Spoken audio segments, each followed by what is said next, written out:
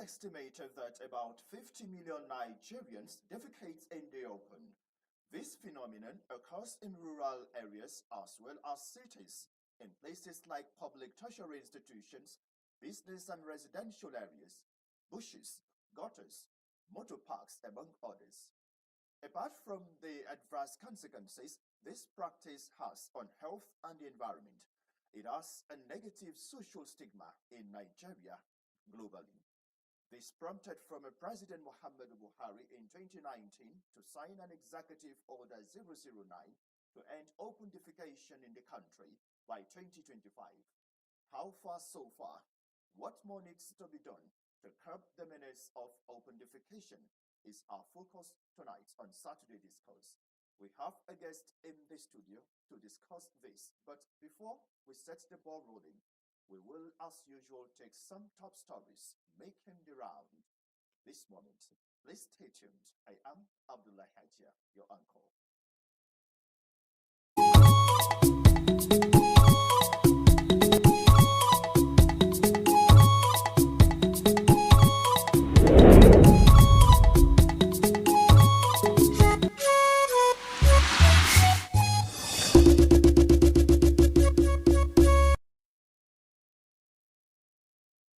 Let's begin with the stories. President Bola Tinubu and First Lady Oluremi have departed Rio de Janeiro after attending the 2024 G20 Leaders Summit.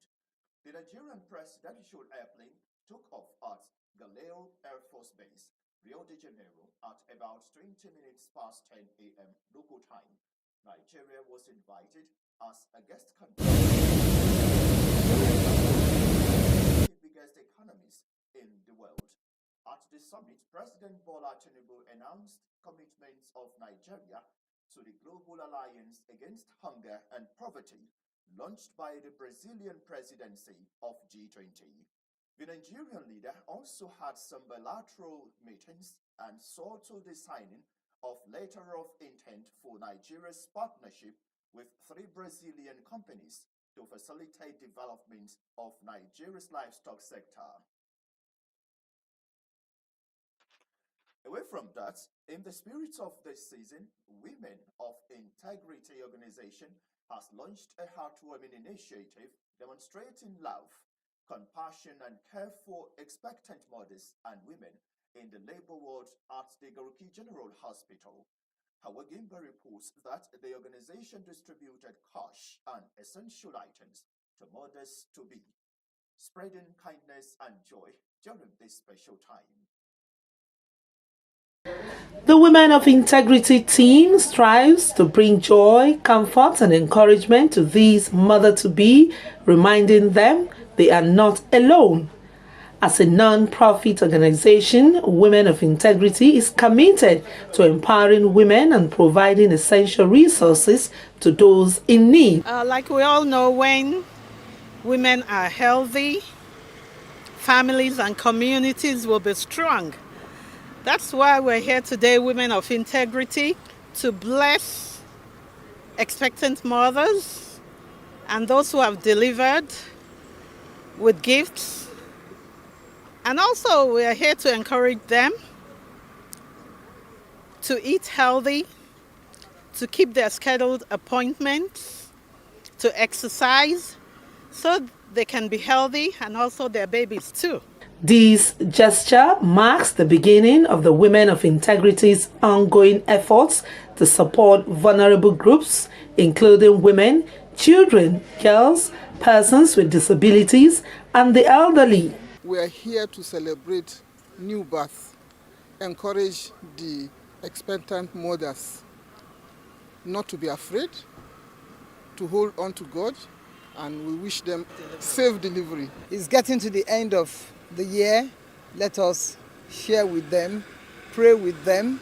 Nothing is too small. So as God has blessed us, we said, okay, let us extend our hands of fellowship to these women. And we are here today at the Garuki General Hospital. Unwavering commitments to making a positive impact in the community, beneficiaries say, is truly inspiring. Hawagimba, NTA News. organized crime is a complex and dangerous issue impacting nations across the globe, from human and drug trafficking to cybercrime and arms trade. The challenges are endless. However, multinational collaborations have continued to intensify efforts towards highlighting the threats of the challenge to global harmony as examined by our correspondent Onutu Yakubu. According to recent data from the United Nations, the transnational organized crime generates an estimated $870 billion a year. These funds fuel corruption, violence, and inequality.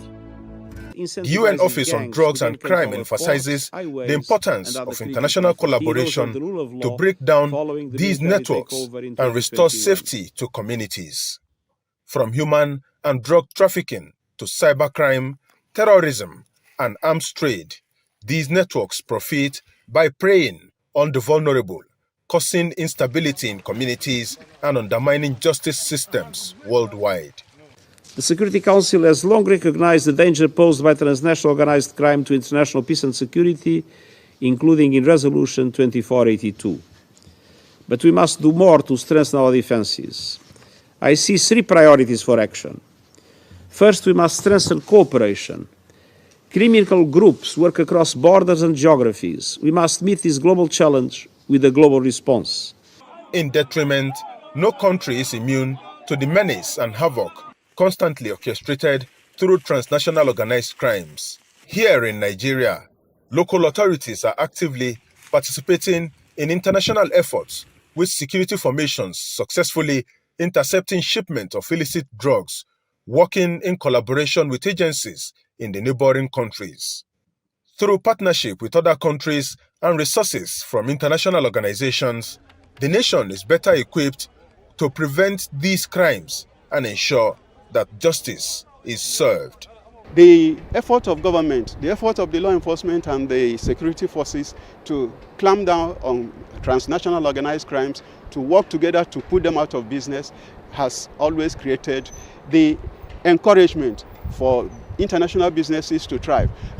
Where cyber crimes are affecting banks, affecting businesses, it takes away a lot of resources from these businesses. But when you identify the cyber criminals and you put them to jail, it discourages those that would have attempted to go into those crimes. Authorities say it is a difficult battle, but every step forward makes a difference, highlighting the need for community awareness and education as part of the solution, with the notion that by recognizing the signs of human trafficking, drug smuggling, and other forms of organized crimes, communities can play a vital role in prevention. To achieve set goals, security experts assert that global unity and resilience can drive the strides towards a safer world. Onutu Yakubu, NTA News. Now to the issue of the day, maintaining perfect hygiene in the usage of toilet facilities brings cleanliness to the house and the environment. Moses Kuye reports that measures are put in place by the Federal Capital Territory Administration to bring an end to open defecation in the territory.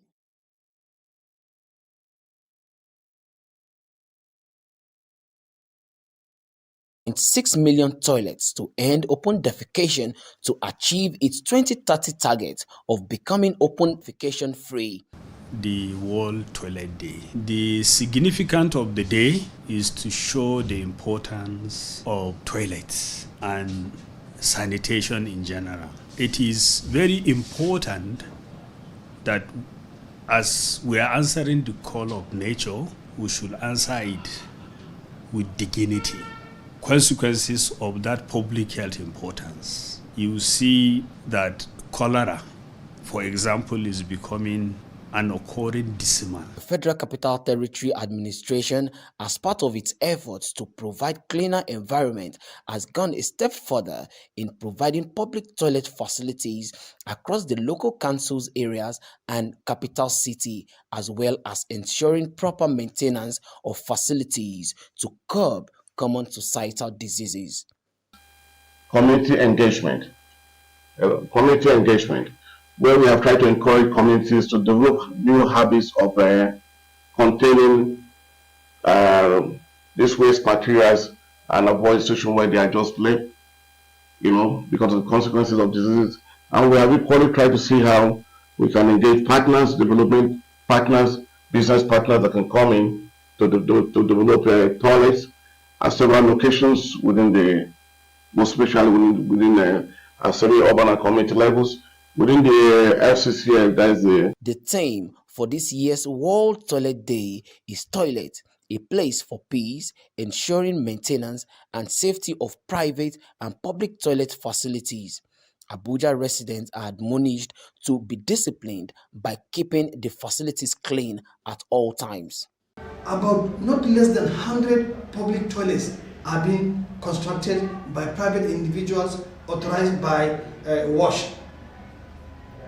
that is Wash FCT, and they are the ones supervising the area councils. I made to understand also they have trained area council Wash or desk officers on Wash. Those people are to mobilize the local community, sensitize them, tell them the importance of toilet. Now, this is considering that the cleanliness of home and community starts with deliberate sanitation of toilet facilities.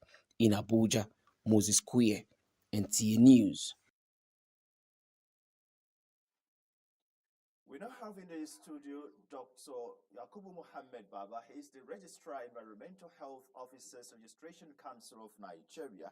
And I know he's one expert that have often shown concern about environmental health issues. You're welcome to start the discourse, sir.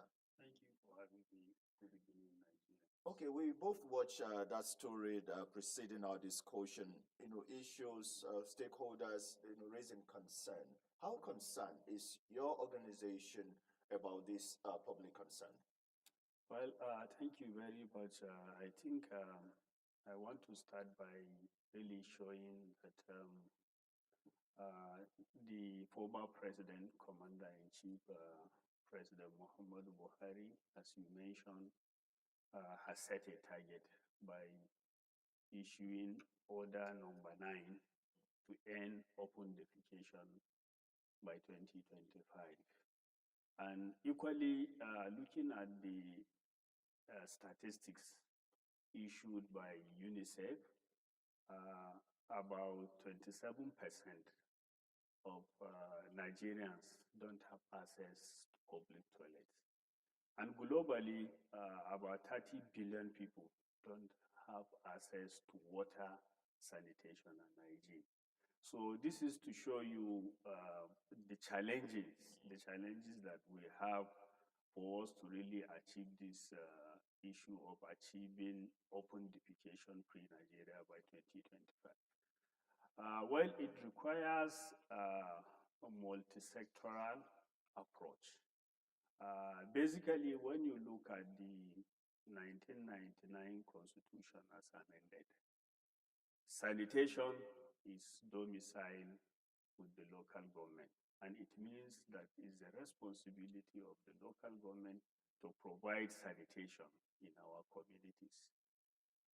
The Ministry of Environment that supervise the council also from 2005 to date have issued a lot of policy guidelines, because it is the responsibility of the ministries to issue policy guidelines towards achievements of this open defecation free. Well, the responsibility of the council as a regulator, because the federal government at the federal government level is to provide policy, then to provide regulation. The ministry is there, and also the council is there. So what we have really achieved so far as a council is we look at the advantage of the disposition of the environmental health practitioners across the country, which are over 60,000 that are found in every ward, in every community. But the concern is how the local government and the state are utilizing this personnel is the missing link. For me, the issue of open defecation one is a personal interest, because you need to really look at it as a personal behavior that you need to imbibe. Also, it is the responsibility of government to provide the sanitation infrastructure for open defecation. Then you also create the enabling environment also for the private sector to come and invest in the sector. Apart from that, we also look at the issue of legislations. Do we have really strong legislation to be able to empower these environmental health officers to do their job at the local government level, to do their job at the state level, to really meet up with the target of order number 9? This is part of the issues that I think we need to sit down, look at it, and discuss it, and also put a next step. Well, a lot of issues across, one would say. So, how does the Environmental Health Council of Nigeria, help now to push? Probably, say, like sponsoring bills for legislation, so that we'll have the enabling, law that can say, okay, when this, is done, this is what happens. How can the Environmental Health Council of Nigeria help push for legislation?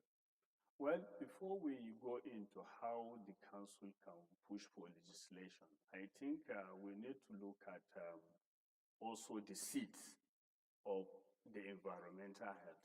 As we speak today, at the federal government level, environmental health is fragmented.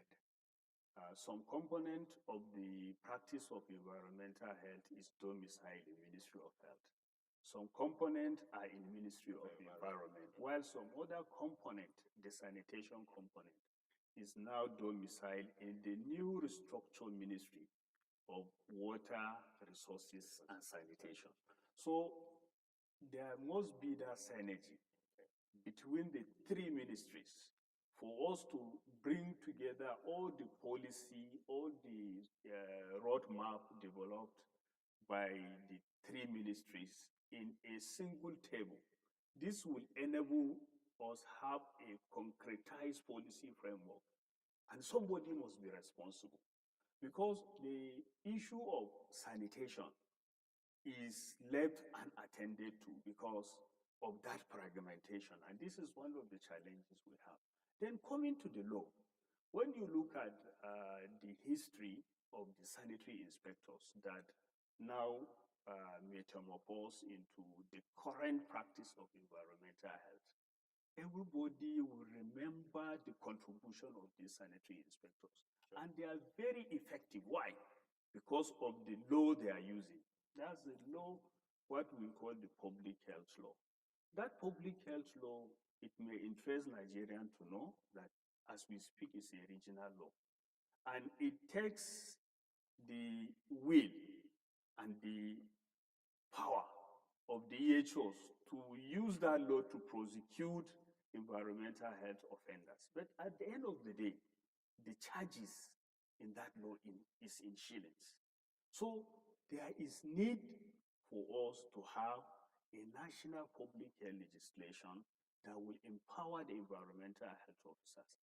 And that's why in 2027, we submitted a law to National Assembly to really look at the way they can bring in the new public health law. And we call that piece of legislation Environmental Health Control Bill. Well, till today, it has not seen the light of it. I think we need to give it a push and probably redust it again and resubmit and give it the necessary lobbying and push. Probably it might see the light of the day. As an expert now, let's look at the health consequences of this open defecation. Most times we look at the social aspect. This is not good. This is. But as an expert, what are some of the consequences of open defecation? Well, basically, we look at one issue that we know is very critical.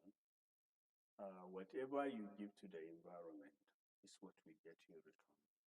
And one of the consequences of open defecation is you defecate outside, like what you have even seen within the city center. Not only in the remote villages, even in the city center, because people don't have access to decent toilet facility, and they must answer the call of nature. So, and if that call comes, you must go and do it. And that's why you see in places like Mabushi and highly concentrated communities that don't have access to this toilet facility, you see the issue of open defecation is becoming so pronounced. And the consequences is immediately rain set in. It will wash away all these fecal matters into our water bodies. And that's why you see, beginning of rainy season, the first thing we'll start seeing is the scattered, isolated cases of cholera. And as the rain is progressing, you see the outbreak being scaling up gradually. So one of the consequences is the cholera outbreak. Then also you see issue of those that are vulnerable, more especially women. Like men, sometimes they can cover their shame, go openly and defecate. But ladies, women, our mothers, our children, sometimes, even if they are pressed, it gives them a lot of discomfort because they cannot go outside and defecate. And that's why you see, we call it one of the dangers or segregation against women, because we must provide a decent place for them.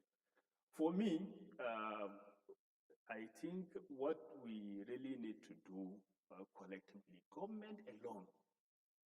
I have seen my colleagues in the FCT saying FCT is putting a lot of toilet facility. We know what is obtainable globally is public-private partnership. Anything built by government is not sustainable. So you allow, even if government can build, allow private sector to come and run it, and to create also job creation. So what we are saying, there is a lot of opportunity, a sector that can create job opportunity for Nigeria.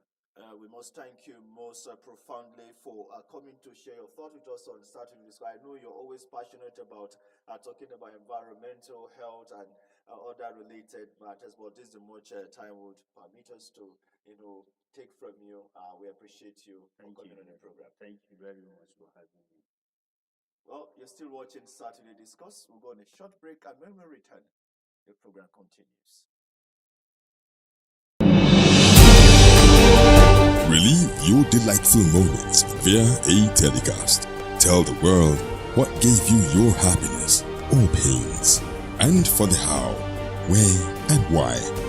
Share your joys of coronation, chieftaincy honors, engagement parties, traditional wedding ceremonies, weddings fatiha, nikah, naming ceremony, church programs, housewarming, inaugurations, award nights, school and social events, or moments of grief like burial ceremonies with many others. Don't let your events pass and your story not be told on Memories every Saturday, 7:30 p.m. on this station. Memories, making your events memorable.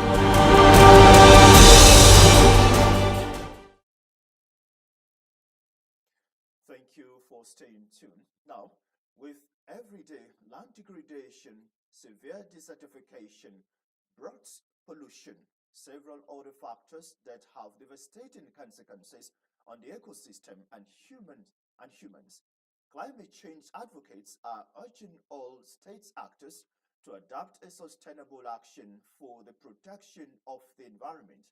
Founder Environmental Protection and Sustainable Action Against Climate Change, Sergio Thomas, is championing this cause in the FCT with an awareness walk. Sophia Nemauche reports. The work, which began from the city gate through Area 1 terminating at Federal Secretariat, is calling on everyone concerned with the preservation of the environment to collectively stop those acts that will have severe consequences on the climate. This earth that we have to live in, we must protect it in a sustainable manner, in a way that human activities that is feeding the change of climate should be stopped. and we are lending our voices to the COP29. Polluting the environment is not good.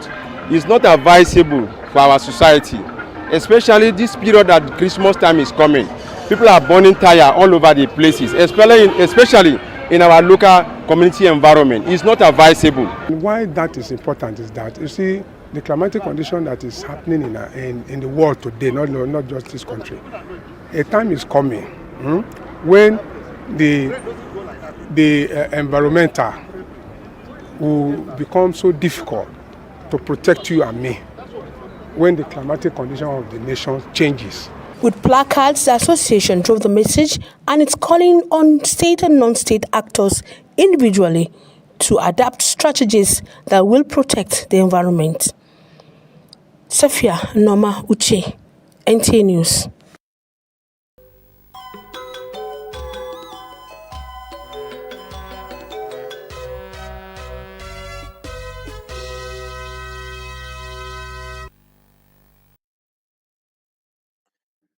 Up next is Sports Brief from our sports desk. Alhaji Ibrahim Musa Gusau, president of the Nigerian Football Federation, has been elected as the first vice president of the West African Football Union, WAFU B Zone. The election took place in Niamey, Niger Republic, during CAF African Schools Football Championship. Gusau's experience in African football, including serving on the organizing committee for the African Nations Championship, CHAN, made him a strong candidate for the position. Meanwhile, the Nigerian representatives, Eyimba International, is gearing up for their CAF Confederation Cup match against Al Masry of Egypt. The team, led by Coach Yemi Olarewaju, has been training on a grass pitch in Uyo to prepare for the game. Eyimba will face Al Masry in the opening group game and will also compete against Zamalek and Black Bulls in Group D. In the same vein, the Confederation of African Football, CAF, has announced Malian official Boa Traoré as the center referee for Eyimba International's CAF Confederation Cup match against Al Masry of Egypt. The match is scheduled to take place in Egypt, with Eyimba seeking a positive result in their opening group game.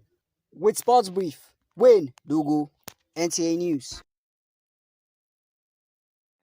Many thanks for staying with us on Saturday Discourse. See you next week with another topic. I am Abdullah Hajia. Good evening.